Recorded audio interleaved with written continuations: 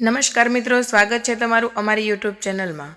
દોસ્તો, જીવનમાં ક્યારેક એવો સમય આવી જાય છે, કોઈને ખબર નથી હોતી, માનવ જીવનમાં સારા નરસા પ્રસંગો બનતા જ રહે છે। ક્યારેક ખુશી મળે તો ક્યારેક દુઃખ, પછી તે માણસ ગરીબ હોય કે અમીર હોય, દરેક માણસને સારા મોળા અનુભવો થતા જ હોય છે। મિત્રો, આજે તમારી સાથે એક એવી કહાની શેર કરવા જઈ રહી છું, જે આવી જ એક મજબૂર માના જીવનમાં બનેલી એક સત્ય ઘટના છે અને આ વાતને મેં અહીં કહાની સ્વરૂપે પ્રસ્તુત કરી છે।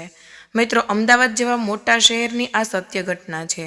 એક પરિવાર હતું, તેમાં ટોટલ 3 સભ્યો રહેતા હતા, મા બાપ અને એક દીકરો। દીકરો 12મા ધોરણમાં ભણતો હતો। ઘરની પરિસ્થિતિ સામાન્ય હતી। પિતાજી એક કાપડની મિલમાં નોકરી કરતા હતા। તેમને ગામડે 15 વીઘા જમીન હતી। તે જમીન બીજાને ખેતી કરવા આપી હતી અને તેના બદલામાં તેમને વર્ષના 30,000 રૂપિયા મળતા અને પિતાજીનો પગાર 12,000 હતો। સામાન્ય પણ સુખ અને શાંતિથી આ પરિવાર પોતાનું જીવન વ્યતીત કરી રહ્યું હતું। ધીરે ધીરે સમય પસાર થતો ગયો અને દીકરાને વિદેશમાં ભણવા જવાનો વિચાર આવ્યો। તેમણે પોતાની માતાને કહ્યું કે મારે વિદેશમાં ભણવા જવું છે। ત્યારે મા એકદમ જ ચોંકી ગઈ અને માએ કહ્યું, બેટા, તું અમારો એકનો એક દીકરો છો અને મેં તો એવું સાંભળ્યું છે કે વિદેશમાં જાય તે અહીંયા ક્યારેય પાછા નથી આવતા। ત્યારે દીકરો બોલ્યો, માં, તું તો સાવ ભોળી છે, એવું કંઈ જ ન હોય। ભણવાનું પૂરું થાય એટલે પાછો આવતો રહીશ અને મોટી કંપનીમાં નોકરી કરીશ, પછી તો આપણે ખૂબ જ પૈસાવાળા થઈ જશું અને મારા પિતાજીને પણ કોઈ જ કામ કરવું નહીં પડે, તેમને નિવૃત્તિ મળી જશે અને આપણે ખૂબ જ સારું જીવન જીવી શકીશું। તે દિવસે સાંજે પિતાજી નોકરી ઉપરથી ઘરે આવ્યા એટલે માએ પિતાજીને બધી જ વાત કહી એટલે તરત જ પિતાજી બોલ્યા, આપણો દીકરો જીવનમાં કંઈક કરવા માંગે છે તો આપણે તેના રસ્તામાં રૂકાવટ ન કરાય। તે ભણી ગણીને આગળ આવવા માંગે છે તો આપણે તેનો સપોર્ટ કરવો જોઈએ। પિતાજીએ દીકરાને બોલાવી અને કહ્યું, બેટા, તું તારી વિદેશ જવાની તૈયારી કર અને મને કહે કે કેટલા રૂપિયાનો ખર્ચ થશે, હું રૂપિયાની વ્યવસ્થા કરું છું। દીકરાએ તરત જ કહ્યું, 20 લાખ રૂપિયાનો ખર્ચ થશે। પિતાજી તો એકદમ જ ચોંકી ગયા અને વિચારવા લાગ્યા કે 12,000ની નોકરીમાં ઘર માંડ ચલાવી શકું છું અને 20 લાખ રૂપિયા ક્યાંથી લાવવા? પણ બાપ તો બાપ હોય છે ને। અને તેઓ મનમાં ને મનમાં વિચારવા લાગ્યા કે મારો એકનો એક દીકરો છે અને વિદેશમાં જઈને ભણવા અને આગળ વધવા માંગે છે તો તેને ગમે તેમ કરીને વિદેશમાં મોકલવો જ છે। તે રાત્રે પિતાજીને નીંદર નથી આવતી। તેઓ એકધારા વિચાર કરવા લાગ્યા છે અને આખરે રસ્તો મળી ગયો। તેમણે વિચાર્યું કે આપણી બાપદાદાની 15 વીઘા જમીન છે તે વેચીને દીકરાને વિદેશ ભણવા મોકલી દઈએ અને જાહેરાત કરી કે અમારે આ જમીન તાત્કાલિક જ વેચવાની છે।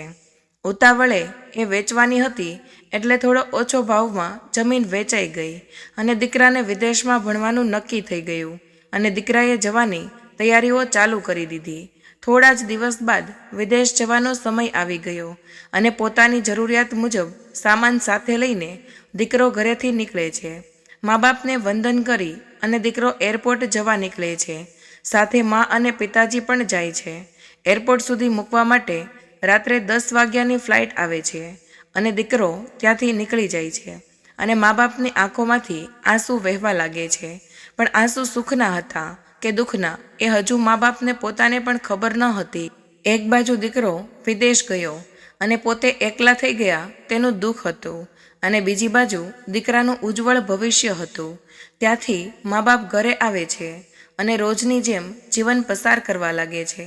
થોડા દિવસ બાદ દીકરાનો ફોન આવ્યો અને કહેવા લાગ્યો કે માં, મને અહીંયા પાર્ટ ટાઈમ જોબ મળી ગઈ છે અને હવે હું એક ટાઈમ નોકરી કરીશ અને એક ટાઈમ ભણવા જઈશ।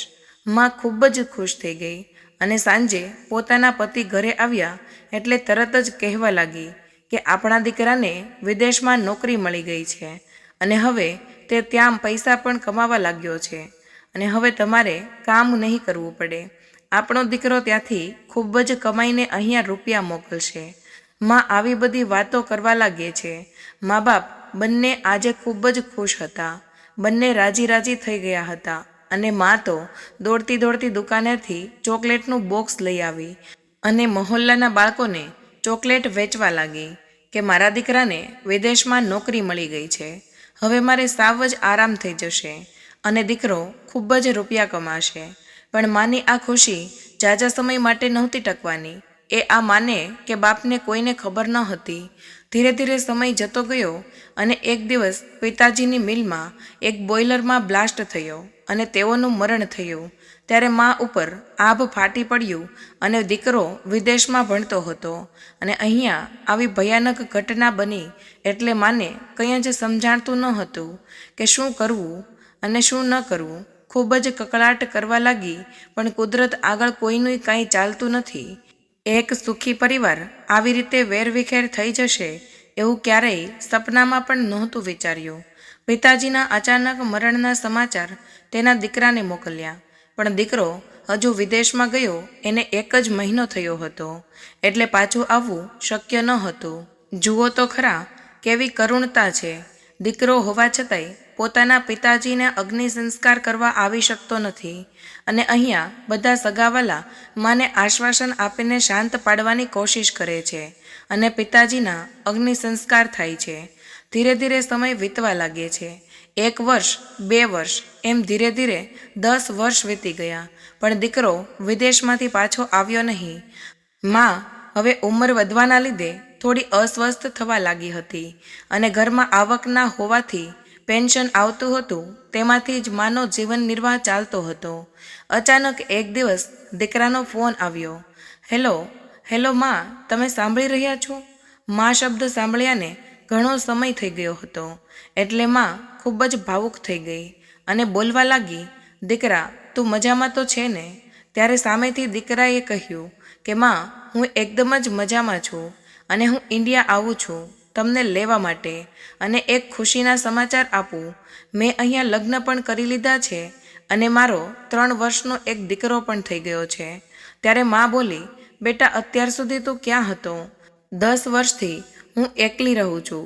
તારા પિતાજીના ગયા પછી ઘરમાં આવક પણ નથી. આટલા દિવસો સુધી ક્યારેય તને તારી જનેતાની યાદય ના આવી? એટલે દીકરો કહેવા લાગ્યો, મા મને ખૂબ જ યાદ આવો છો એટલે જ તો ફોન કર્યો. હવે તારે કંઈ નથી કરવાનું અને અહીંયા આવીને તારે ફક્ત આરામ જ કરવાનો છે. અહીંયા મારી પત્ની અને હું અમે બંને તમારી સેવા કરીશું. દીકરાની વાત સાંભળીને મા આજે 10 વર્ષ બાદ ખૂબ જ ખુશાલ હતી. પણ હજુ આ લાચાર માને ક્યાં ખબર હતી કે આ ખુશી પણ ઝાઝો સમય નહીં ટકે અને દીકરો ઇન્ડિયા આવે છે. ઘરે પહોંચતા જ મા તો ખૂબ જ રાજી થઈ ગઈ કે મારો દીકરો આવ્યો, મારો લાડક વાયો આવ્યો, મારો લાલ આવ્યો, મને લેવા આવ્યો. આજુબાજુવાળાના બધાના ઘરે જઈને કહેવા લાગી કે મારો દીકરો વિદેશમાંથી મને લેવા આવ્યો છે. હવે હું પણ વિમાનમાં બેસીશ. માની ખુશીનો તો કોઈ જ પાર ન હતો અને આવી જ રીતે ખુશીમાં દિવસો વીતતા ગયા અને સાંજે મા દીકરો જમવા બેઠા. જમીને મા દીકરો બેઠા વાતો કરતા હતા. ત્યારે જ દીકરાએ કહ્યું, મા હવે તો તમારે અમારી સાથે ત્યાં વિદેશમાં જ રહેવાનું છે. તો આ પણ આપણું મકાન અહીંયા એમને એમ પડ્યું ખરાબ જ થઈ જશે અને આપણે તો પાછું અહીંયા ક્યારેય આવવાનું પણ નથી. તો આપણે એક કામ કરીએ, આ મકાન પણ સાથે સાથે વેચતા જઈએ. માને તો દીકરાની આવવાની ખુશીમાં કાંઈ પણ સમજાતું ન હતું અને તરત જ માએ હા પાડી દીધી કે દીકરા, આ બધું તારા પિતાજીએ તારા માટે જ તો વસાવ્યું છે. તને જે યોગ્ય લાગે તે કર. હવે તો તારે જ બધું સંભાળવાનું છે. એટલે દીકરાએ મકાન વેચવાની જાહેરાત કરી અને અર્જન્ટ વેચીને વિદેશમાં જવાનું હોવાથી વેચવાનું છે એવું કહ્યું. એટલે થોડા ઓછા રૂપિયા આવ્યા તો પણ મકાન વેચી નાખ્યું અને પોતે માને લઈને ઘરેથી એરપોર્ટ જવા નીકળવા લાગ્યો. તૈયારી કરી ત્યારે જ મા ત્યાંના મહોલ્લામાં જઈને બધાને સારા સમાચાર આપવા લાગે છે કે મારો દીકરો અને હું વિદેશ જઈ રહ્યા છીએ. બધાને આનંદ થયો અને દરેકને લાગ્યું કે માજીના અંતિમ દિવસો તેમના પરિવાર સાથે ખુશીથી પસાર થશે. માજી બધાને સમાચાર આપીને ઘરે પાછા આવ્યા. પછી માતાએ તેના ઘરના દરેક ખૂણા તરફ જોયું. જાણે તે તેના બીજા પુત્રને જોઈ રહી હોય તેમ તેણે તે ઘરને તેના પુત્ર કરતાં પણ વધારે સાચવ્યું હતું. તે ઘરમાં જ તેણે તેના પતિ સાથે 40 વર્ષ વિતાવ્યા હતા એટલે ઘર છોડતી વખતે માની આંખો ભીની થઈ ગઈ. ત્યારબાદ તેઓ મા અને દીકરો એરપોર્ટ પહોંચે છે.